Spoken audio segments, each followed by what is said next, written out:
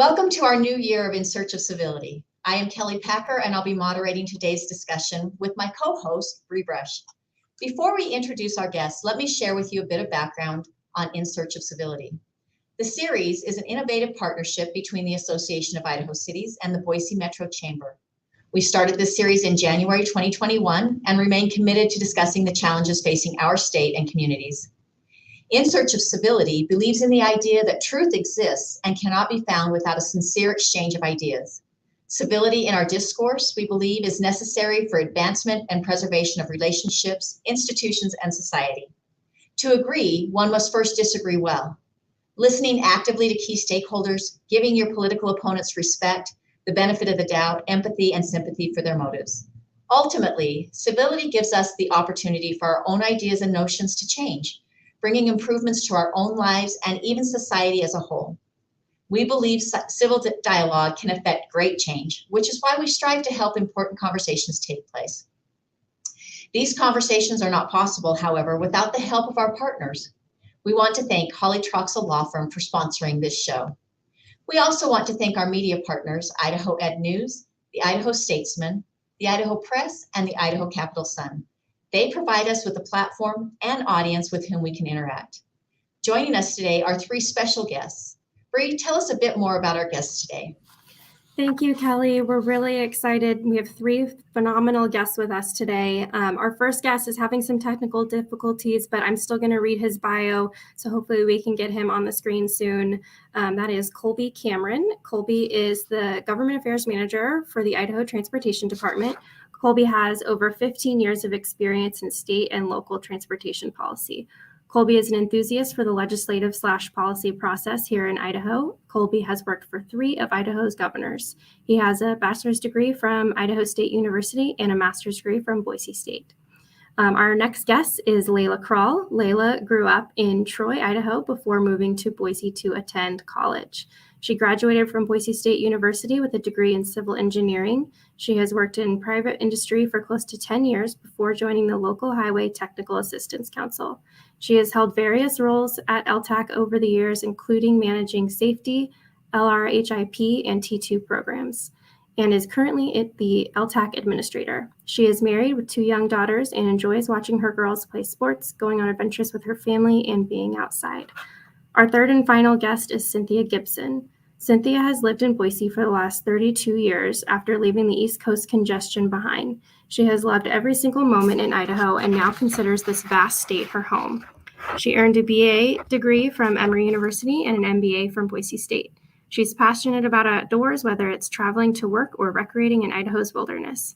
During her tenure as executive director at Idaho Walk Bike Alliance, she enjoyed connecting with all the amazing advocates throughout the state to make their communities safer, healthier, and more livable.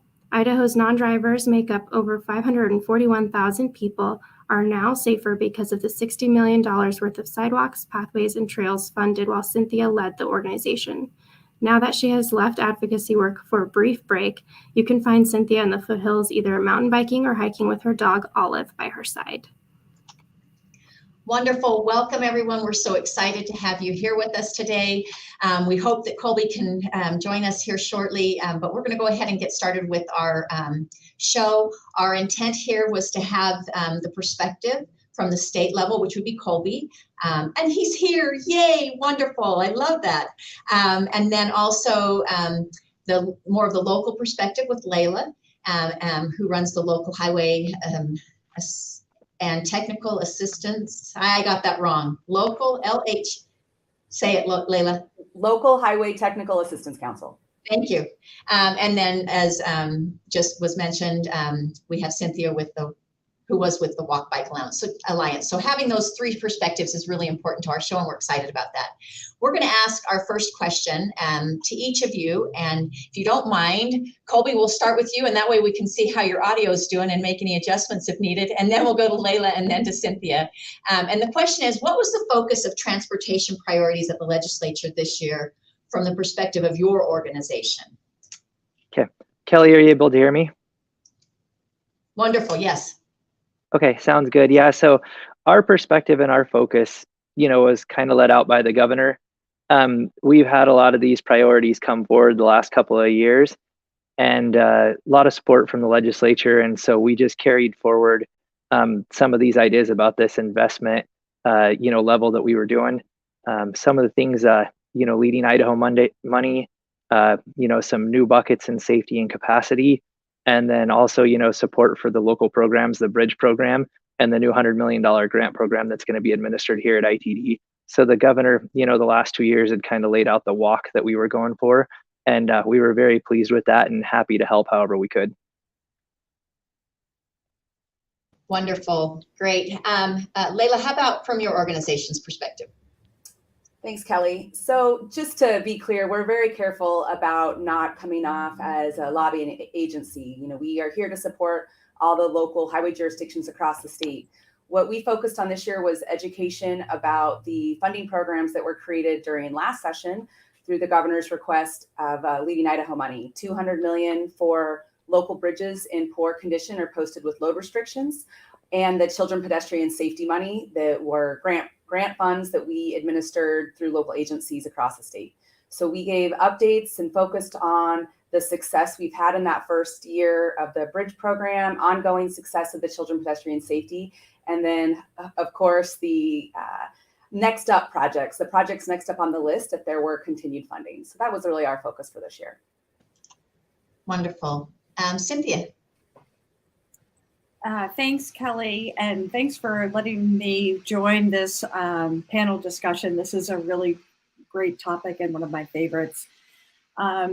So our priority during this last legislative session was to secure additional funding for communities to build sidewalks, crosswalks, pathways. The Child Pedestrian Safety Program is the name of it. And we also wanted to make sure that we build solid relationships with our partners, which includes legislators, since there were so many new ones during this session. So it was kind of an exploratory session while we weren't working to secure that funding. Awesome. Thank you all. Colby, you mentioned a little bit about the role that the governor played in shaping your priorities, but I wonder if Laila and Cynthia, you could tell us how your priorities were formed. Were they led by the governor or ITD or LHTAC or other organizations? And maybe we'll start with Cynthia and then go to Laila. Thanks. So our priorities for this session are really set internally. So I'm not with the Idaho Walk Bike Alliance anymore, but I was up until just recently. And so our board determines the direction of our organization, but we work with Laila at LHTAC and Colby at ITD because we need their support. We are obviously the little guy in all of this. And so we need players like them to help us and guide us and support us and kind of lead us through the process and who we need to meet with. And then the governor is a big supporter of safe routes to schools and understands the need for sidewalks so that our kids can walk to school. And so he put that into his budget and fully supports the program. And that, helps us tremendously as the legislature then begins to work on their budget. That's great. Thank you, Cynthia. Laila, will you tell us a little bit about how LHTAC's priorities are formed? So again, not being focused always on a lobbying type effort, one thing we have been working on for a number of years was educating anyone who would listen, including legislators and the governor and his staff, on the condition of local bridges in the state. There's almost 2,500 locally owned bridges, structures over 20 feet long across the state of Idaho. And we are nearing the point that 50% of those will be older than 50 years old, which is the design life of most of the structures. So we've really focused over the last almost a decade now on just educating on this, what we considered an impending crisis.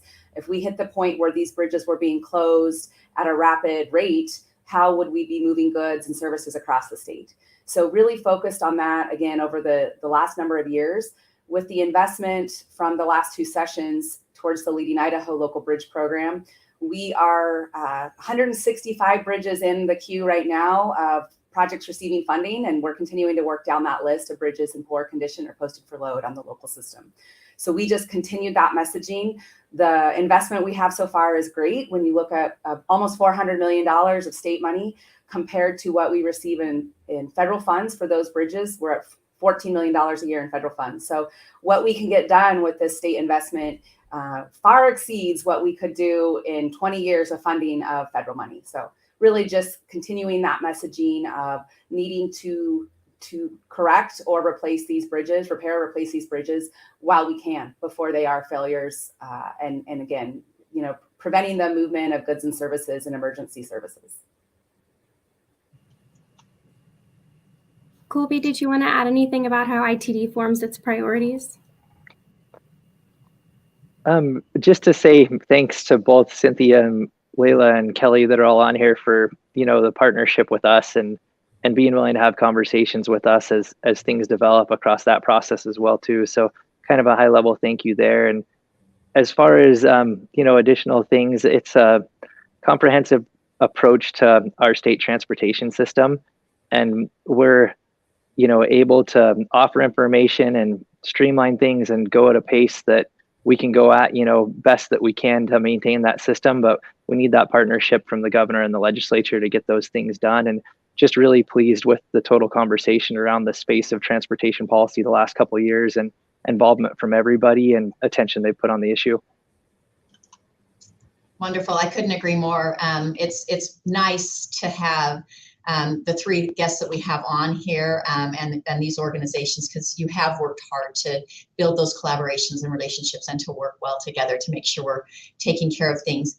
Based on that, though, and based on the work that you all are doing in this space or have been doing in this space at the state and local level, are there any priorities that you had hoped the legislature would address during the 2023 session? And what do you feel are the top needs, transportation needs in our state at the time? And Laila, why don't we start with you, and then we'll head to Cynthia, and Colby will bring you up as cleanup batter after that, if that's all right. Great question, Kelley. So again, the bridges being the focus for us, I think we were pleasantly surprised. I don't even want to use the word surprise. Very happy that the legislature continued to support that investment in the bridges. The governor requested it both years, the last 2 years, out of surplus funds to have this investment in local bridges. And again, the legislature responded to that request. So having that ability to have that large investment in local bridges really does make a big difference. As far as ongoing needs or investments from the legislature, I'll always leave that up to our partners at the cities, counties, and highway districts to help drive that. One thing that we've heard a lot from the local level is it's great to have all the money and no one would ever complain or send back any of the investment that the legislature has made in funding.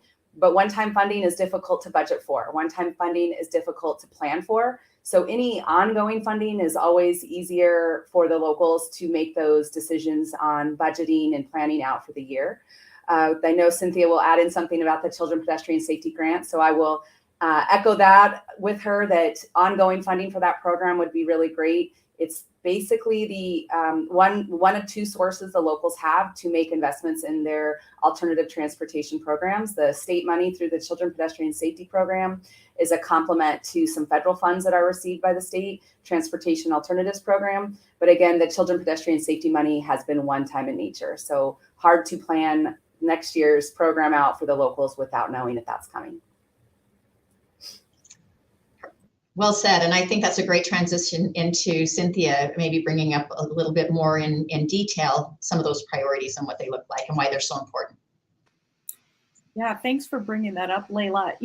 That's what we hear about all the time from the local communities is with the one-time funding, they just can't plan ahead for these projects. And communities really need to do that. They need to budget things out. They need to know what's coming up. They need to know what tools they have available.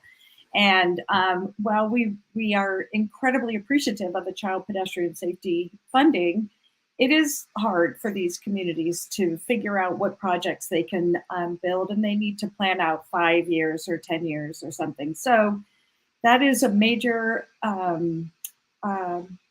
concern that they have, every year. And the other thing is, what we would like to see also is we would like to see the projects designed and built to make sure that they meet the highest ADA standards. You know, so things like directional curb ramps, so that they're perpendicular to one another versus diagonal, taking people into the middle of the street. Some of those smaller details that we know are really important for people with disabilities to get around. So, it's a work in progress, and those are some of the concerns that we have moving down the road. But legislatively, just getting that funding through the legislature every year is a huge win for us and communities. So we're very, very appreciative of that. Colby, anything to add from the state's perspective? Yeah, Kelley, I'm happy to speak a little bit about, our hopes from the 2023 legislature was that they would broadly and robustly support the governor's initiatives as far as in his Idaho Comes First budget and the additional Leading Idaho monies that were carryover from the year before. And couldn't be, more thankful and more pleased with the situation that came out of that as far as a person that likes to spend time in the policy arena. I sure, appreciate the efforts that the governor put forward and the legislature did in continuing those programs and supporting them. I know a lot of those programs have impacts on the locals and support, for local funding. And so that's the unique nature of the different 4 or 5 steps that they've taken the last 2 years that hit high on the local side. And just good that we've continued that momentum and we continue to support those things. And that further discussion on the one-time versus ongoing, the governor intends many of these things that he's proposed is ongoing. And so we're just hoping that ongoing support continues. That's great. Thank you, Colby. Knowing what the legislature prioritized and some of the needs that you've discussed here, how do we move these transportation conversations forward so that lawmakers are addressing key needs for both rural and urban communities across the state? I will ask Cynthia to start, and then we'll go to Colby. Thank you, Bree. We've had great success just going into the communities and spending time there and meeting with the legislators and the local elected officials and talking to advocates and community members.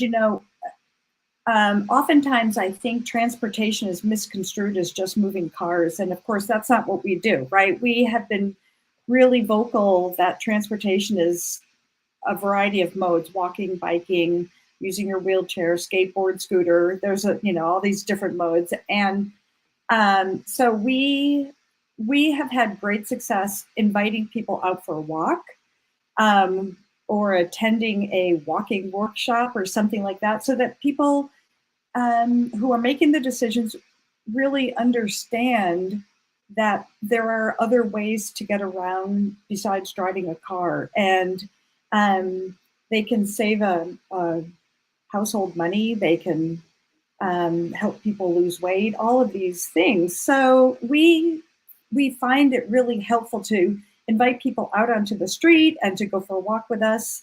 And we feel like it helps them make a better informed decision, and it really rounds out the conversation about transportation.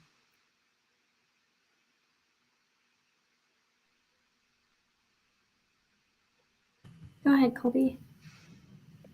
And to build on some of the themes that Cynthia used there, and our work with the legislature and engaging communities, we try to be timely and have a quick response to those requests for information as they come to us. We feel if we're given good, broad, real neutral support, or real neutral, information for the various things that come our way, that's ultimately the information that people are looking for, and it'll help them make their decisions. If you go a little bit more from a state perspective in the state transportation system, the things that are really important from our agency are, good stewardship of the dollars, making sure that we up our public outreach as much as we can around these new record investments, be out there in the communities, be out there with those local partners and provide information where we can, be really robust in that area.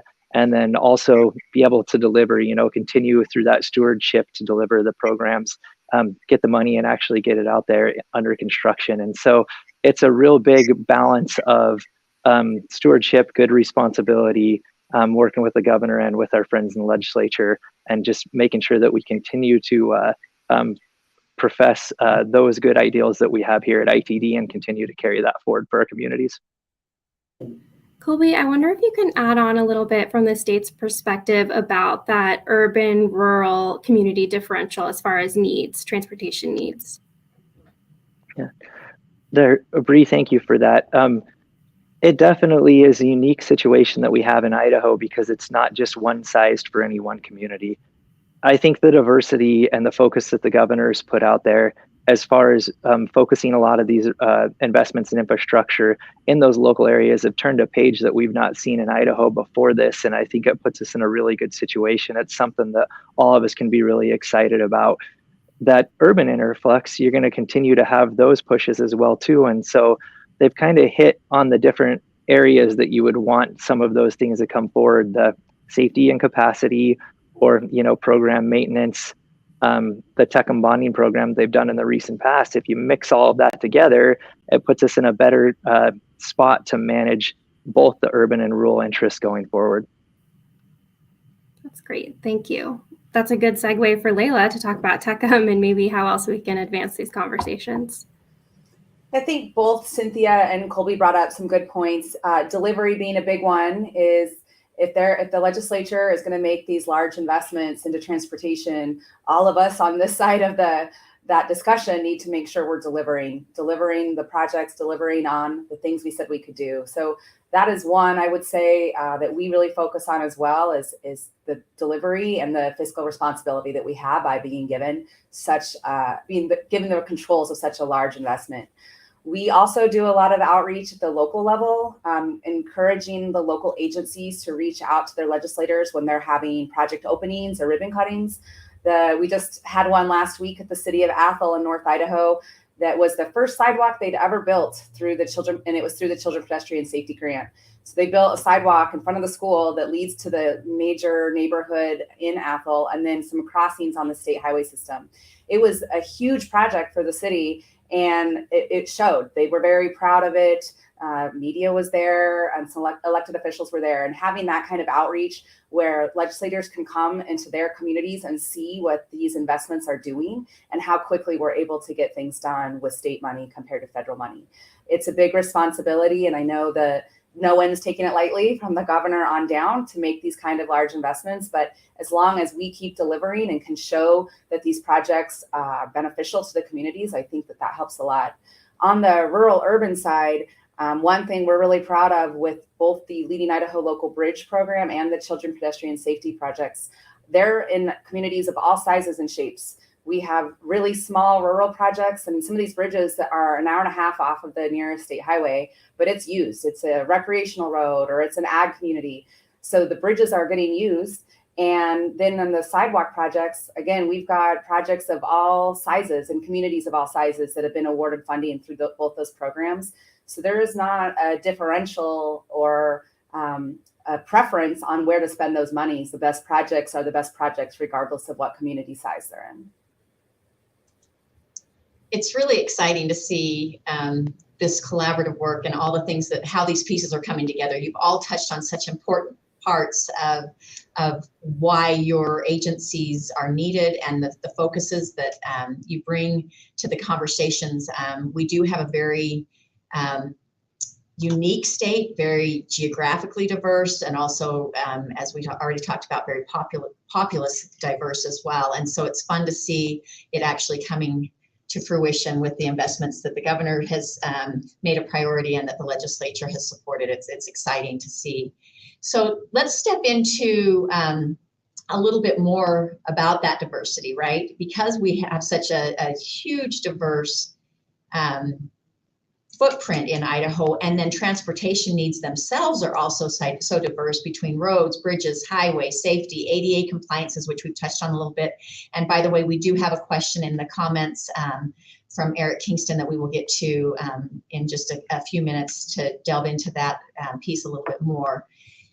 Do you think lawmakers are crossing the bridge, pun intended, and addressing the full breadth of expected transportation modes that residents enjoy and want to see expanded in their communities, like sidewalks, pathways, safe routes, etc.? Or could that be balanced a little bit better than what we've maybe seen in the past? Let's start with you, Colby, again, and then we'll just move down to Laila and Cynthia from there. Yeah. Kelley, thank you. I know that both Laila and Cynthia are going to have a little bit more breadth of experience on some of these issues than I do. I've been here at ITD for about the last year, but working in transportation policy for the last 15 years. And if you think about where we were at, 12 years ago, 13, 14 years ago, when the Great Recession started, and the needs we had at that time, which, was a focus on making sure that we could patch most of the potholes and holes and fill the cracks that were out there, versus the level of discussion that we're having right now, that you can actually put all 6 or 7 of these buckets down on paper and think, yeah, we're making investments in all those areas. It might not be the perfect investment for everybody that's out there, but definitely there are investments being moving forward in each of these areas and touching each of those buckets. If you would have looked at 4 or 5 years ago and said that was going to be on the table, I don't think it would have been. And so I do think they're doing a really good job of looking at the breadth of the issues and, kind of making the soup as best they can among the 105 of them, mixed in with what the governor has for interests that he brings to them. And so as far as that mix of things and the play goes, I think they're doing a good job.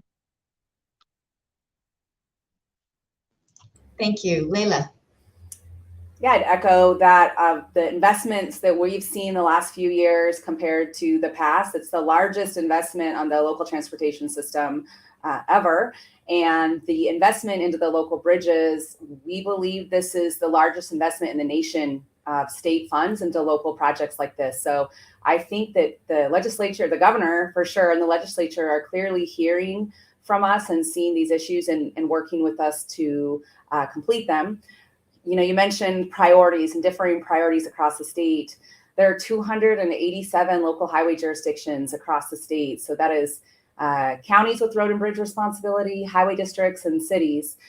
I say all the time, there's 287 most important projects. So asking me or asking a legislator to come up with what that priority should be is difficult when we have so many competing interests and competing most important projects to that community. So having the balance of the maintenance money, the expansion money, the safety money, the bridge money, the child ped money is helpful to let these communities determine what their priorities are and letting that stay at a local level, the local prioritization of projects. Great point. Thank you. Cynthia. Yeah, I guess I've been doing this about 10 years, and I can't put the legislators into a legislative bucket, right? They're all so different, and they represent such a different part of the state and different group of constituents. But one thing that I have felt very strongly about, which is what has made it really fun, is we are, they constantly are turning over, especially this year. We had so many new legislators, but we are still finding great champions among legislators who really want to do things like improve safety in their communities and improve mobility for people who are disabled or children, or those kinds of things. And so it makes it really fun to work with somebody new and different and who understands what it is that we care about. And so there's no sort of shortage of challenge or pleasure to work with some of these people. They are very much representative of their constituents, and every legislative district has different needs. And so we have to understand what those needs are and understand how we can work with that legislator to provide what their constituents need. And I think that's probably one of the most interesting parts of working with a legislator, is that it's very diverse and very interesting and very fun to sort of figure that out. Boise's very different from, I was just up in Ola this weekend. So, it's very different from Ola. So yeah, so it's enjoyable to work with all of those different people and try to understand what they want and how can we provide what will help people who live in their area. Thank you. Sorry, I was a little slow to unmute there. Really appreciate hearing all your different perspectives on modes and how lawmakers can be good stewards of every need in the community.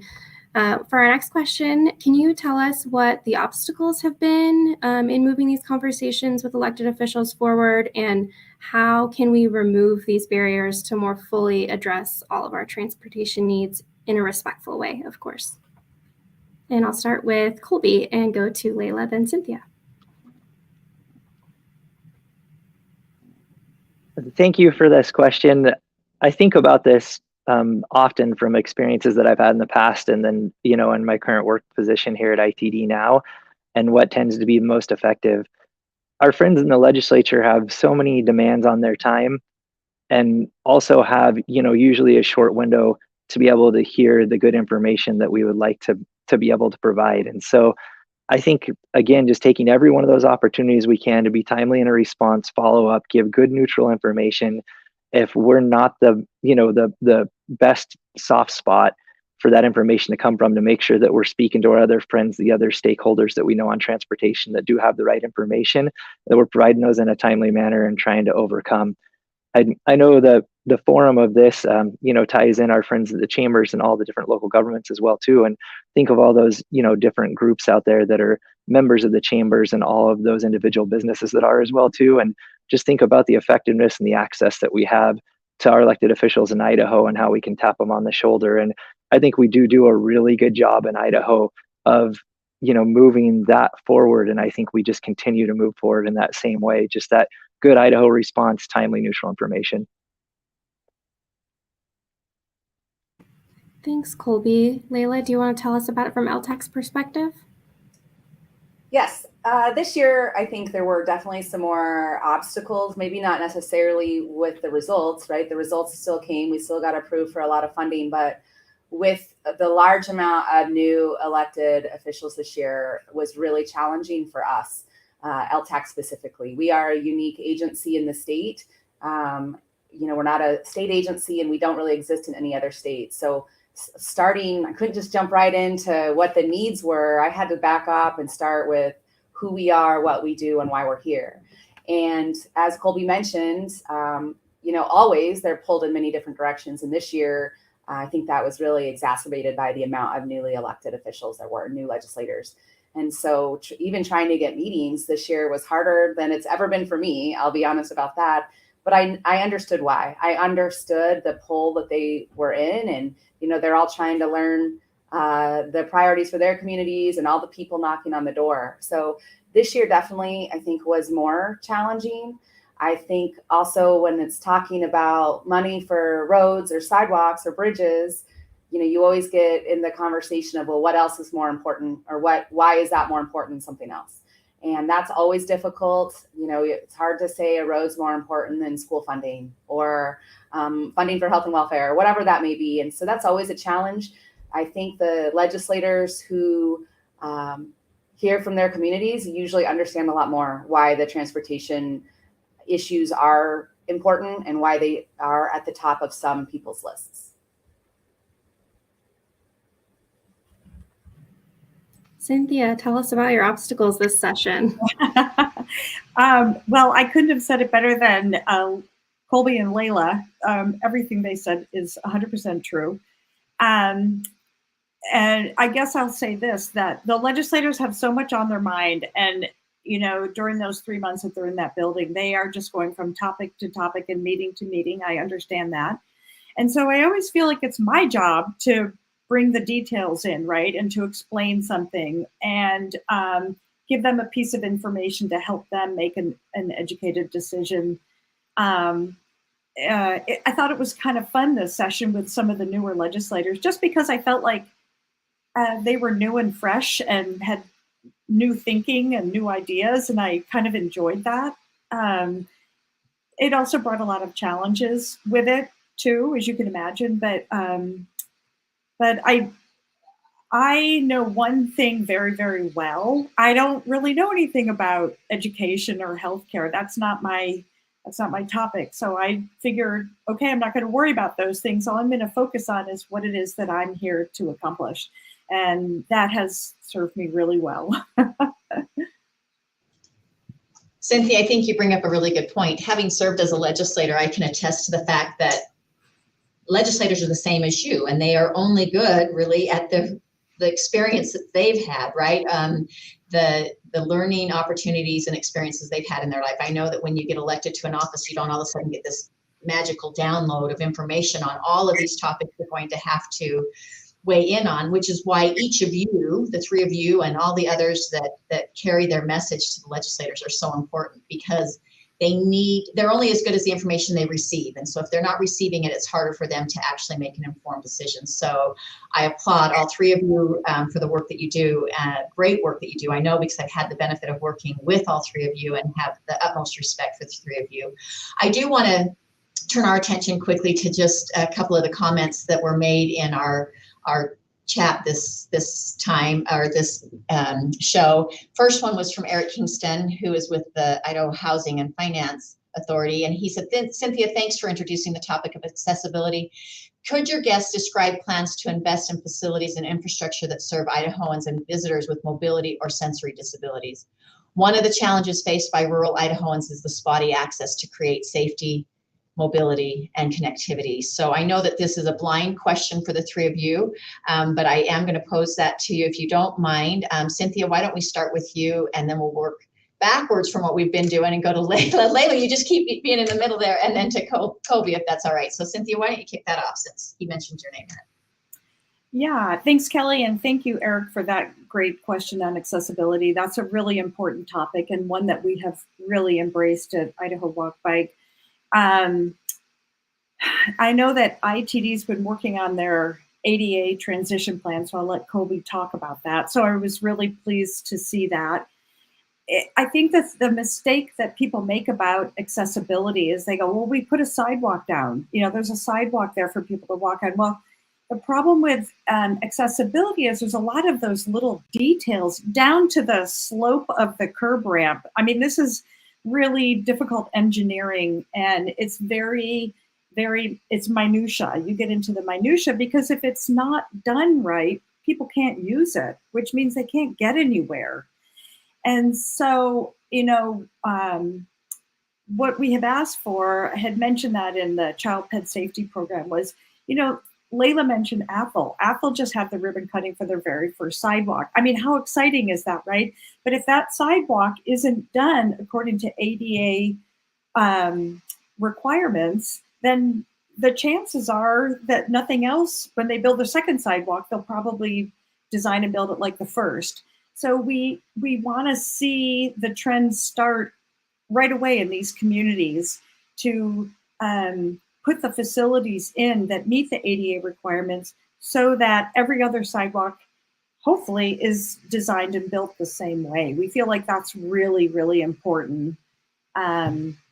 So great topic, super valuable, and it impacts a lot of lives in Idaho. So I'm glad that Eric asked that question. Thanks. Great, thanks, Cynthia. Laila.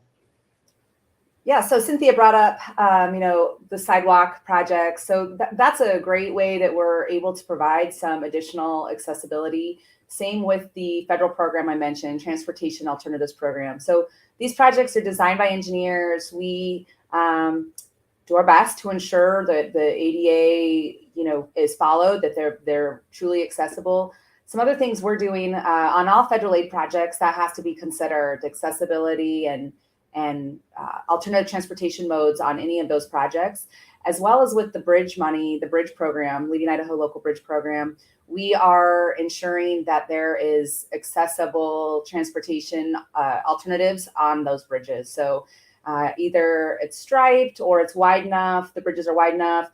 In some of the more urban, and I'm saying urban meaning in a town, not out on a county road, we are ensuring that there's adequate sidewalks, and we've even given the opportunity to the communities to give us input on what type of sidewalk, if they need it on both sides, do they want it wider on one side? So we're really trying to work with the communities to ensure that we are putting in accessible improvements.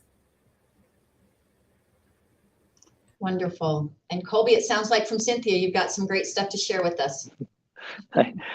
Kelley, I might not be the best person to answer this question. If Eric needs more detail, I can certainly follow up with him afterwards. We could prepare, something that you'd be able to share. But Cynthia might know a little bit more about what our efforts have been just from experience with it versus mine. But my understanding is the way it works with our federal partners with FHWA, Idaho has an old system. I'm assuming that most every state's in the same situation, especially these ones in the West. So of course, an old system wouldn't have been anywhere near type of a modern construction, modern engineering, or include the full ADA. But what we've been asked to do at the state level is you make a corrective plan and you submit that back to FHWA, and then you just show that you're continually working towards that plan. And so that's how you take the small bites at the apple here in Idaho to start to update those things. As far as the new projects that are going in, those things are taken into account at the ground level and the design on all of those things as well too. And so it's a work in progress, but definitely this is one of those areas that it'd be really hard to throw a switch on it. Wonderful. Thank you so much. Let's highlight our second comment here again from Eric. He said, wonderful updates and insight from the panel. I couldn't agree more. You guys are phenomenal. I really appreciate all that you've shared with us today. It's been very enlightening for me. And I have had the pleasure of serving with all three of you. And so I can just imagine that for the public, how helpful this has been. He goes on to say, thanks for all your great work. Wish I could hear the rest of the session, but I have to jump off for an appointment. Thanks all. And here's a link to a related program on access and commerce called Ramp Up Idaho. I thought that was good to make sure we highlight that. It's got a web address there for anybody that is interested. And with that, I will turn over the rest of the show to Bree to close us out. And thank you three again for being here, and Bree for pinch hitting for Kathy and co-hosting today. I appreciate all four of you. Thanks, Kelley. I'll echo Kelly's thanks and Eric's appreciation for all of your wonderful insight. So again, thanks Colby, Laila, and Cynthia for joining us for this important discussion, and to everyone that tuned in to watch. We'd also like to thank again the Association of Idaho Cities and the Boise Metro Chamber, along with our media partners, Idaho Ed News, the Idaho Statesman, the Idaho Press, and the Idaho Capital Sun, and of course, our incredible presenting sponsor, Hawley Troxell. You can join Kelley and Kathy. Will be back next month during your lunch hour on July 17th for another great discussion. We look forward to seeing you then. Thanks, everyone.